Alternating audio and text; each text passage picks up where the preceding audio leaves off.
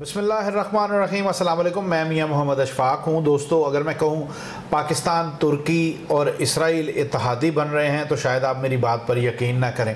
और अगर आपको मैं ये कहूँ कि चाइना और रूस और ईरान के दरमियान जो कुर्बत थी, इसने भारत को ईरान और रूस से दूर कर दिया था, लेकिन अब दोबारा ईरान, रूस और भारत तीनों यकजान होने जा रहे हैं, तो फिर भी शायद आपको यकीन ना आए, लेकिन यकीन कीजिएगा मुझे हालात इसी तरफ जाते हुए नज़र आते हैं। और अगर मैं आपको ये कहूँ कि ये जो हमारी तवक्को थी कि पाकिस्तान, तुर्की, ईरान, रूस और चाइना मिलकर कोई एक नया ब्लॉक तश्कील दे रहे हैं, लेकिन अगर मैं कहूँ कि नहीं, ये इत्तेहाद अब मुझे पाए तकमील तक फिल वक्त पहुँचता हुआ नज़र नहीं आ रहा, तो फिर भी शायद आपको यकीन ना आए।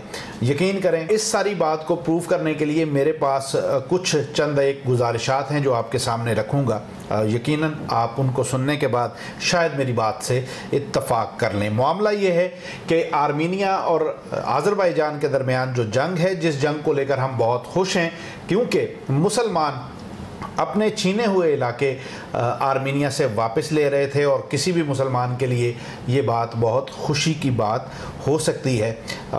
आज़रबाईजान और आर्मीनिया के दरमियान जो आपको पता है, काराबाग के इलाके को लेकर एक बहुत पुराना तनाज़ा है। उस तनाज़े के हवाले से पूरी दुनिया आज़रबाईजान के साथ थी, लेकिन इलाके आर्मीनिया के पास थे। आर्मीनिया और आज़रबाईजान के दरमियान ये जो जंग है, ये जंग दोनों ममालिक के दरमियान अब नज़र नहीं आ रही, बल्कि लग ये रहा है कि ये फैलेगी और इसमें दीगर ममालिक भी शामिल होंगे। जो लेटेस्ट सूरत हाल है वो ये है कि ईरान ने उसकी आज़रबाईजान के दरमियान जो 765 किलोमीटर सरहद है, इस सरहद पर ना सिर्फ फ़ौज तैनात कर दी है, बल्कि 200 के करीब टैंक भी इस सरहद पर तैनात कर दिए हैं, जो कशीदगी को बढ़ाने का सबब बन सकते हैं। दूसरी तरफ आज़रबाईजान के लिए वो जो इलाके फतूहात करने का सिलसिला जारी था, उसमें भी जो है वो रखना जो डाला जा सकता है, क्योंकि दोनों महाज़ों पर आज़रबाईजान के लिए लड़ना एक वक्त में शायद आसान ना हो। पाकिस्तान और तुर्की के लिए भी मसाइल होंगे कि दोनों किस तरह ईरान के ख़िलाफ़ खुलकर सामने आएंगे। और रूस ने भी तुर्की को ये कह दिया है कि वो रूस के सब्र का मज़ीद जो है वो इम्तहान ना ले, यानी एक तरह से ये धमकी दी गई है कि आज़रबाईजान के हालात में तुर्की खुल के जो सामने आ रहा है, खुलकर आज़रबाईजान की सपोर्ट कर रहा है, इससे बाज रहे।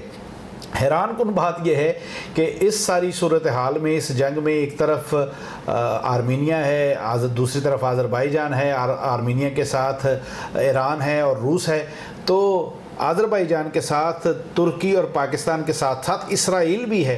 इसराइल ने भी खुलकर आज़रबाईजान की हमायत करना शुरू कर दिया है, और ये बड़े अचंभे और हैरान कुन तरह से मैं इसको देख रहा हूँ कि एक तरफ वो दो ममालिक जो खुले लफ्ज़ों में कहते हैं कि हम इसराइल को तस्लीम नहीं करेंगे, और हर मौके पर तैयब एर्दोगान ने इसराइल के ख़िलाफ़ बात की है, यहाँ पर इस जंग में आके तीनों इत्तेहादी बन गए हैं। तो ये भी सूरत हाल बड़ी दिलचस्प है। उससे आगे मज़ीद जाएं तो रूस ने ईरान को ये कहा है कि S-400 जो मिज़ाइल सिस्टम है, अगर ईरान ख़रीदना चाहे तो रूस इनको देने के लिए तैयार है।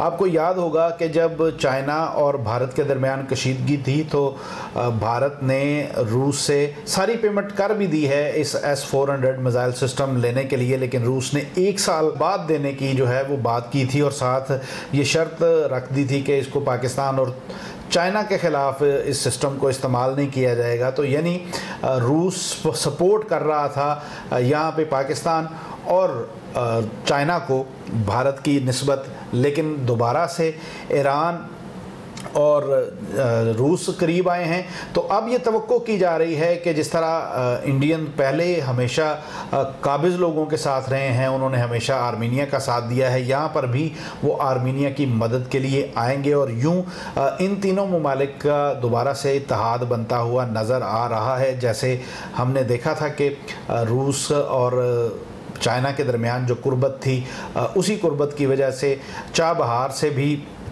भारत को हाथ धोना पड़ा था और रूस और ईरान दोनों भारत के हाथ से निकल गए थे। तो ये एक मौका हो सकता है भारत के लिए रूस और ईरान के करीब आने का, जिससे मुझे यकीन है कि वो भरपूर फ़ायदा उठाएंगे।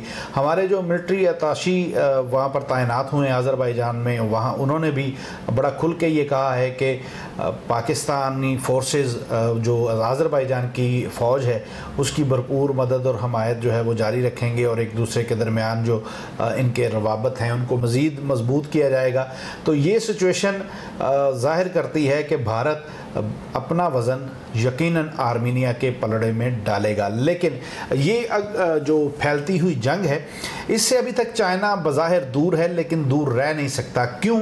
उसकी वजह यह है कि अज़रबैजान के रास्ते से ही तो वो सी पैक गुज़रना है, जिसे हम गेम चेंजर कहते हैं। और अगर यहाँ पर अज़रबैजान कमज़ोर होता है तो फिर भारत मजबूत होगा या ऐसे ममालिक मजबूत होंगे जो चाइना के एंटी हैं, तो फिर ये चाइना के लिए कतई तौर पे काबिल कबूल नहीं हो सकता। तो फिर चाइना की भी इन्वॉल्वमेंट होगी और यहाँ चाइना की इन्वॉल्वमेंट रूस और चाइना के दरमियान जो ताल्लुकात बेहतर हैं उन ताल्लुकात को ख़राब कर सकती है। तो यूँ वो जंग जिसे हम बड़ा बखुशी समझ ये रहे हैं कि शायद मुसलमानों की फतूहात हो रही हैं और यकीनन हो भी रही हैं और हम उससे खुश भी हैं, लेकिन यहाँ चौकन्ना और मोहतात रहने की भी ज़रूरत है कि ये जंग कहीं उस इत्तेहाद को, उस ब्लॉक को तोड़ने की साजिश तो नहीं है।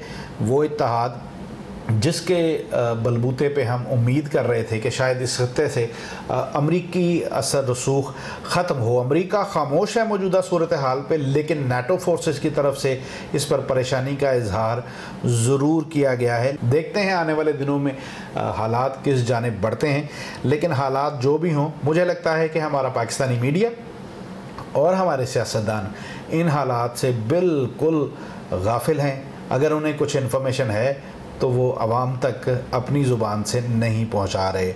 दोस्तों, आप मौजूदा सूरत हाल को किस नज़र से देखते हैं? क्या ये जंग किसी साजिश का हिस्सा है या महज एक इस्लामी रियासत के इलाके हासिल करने की एक जद्दोजहद?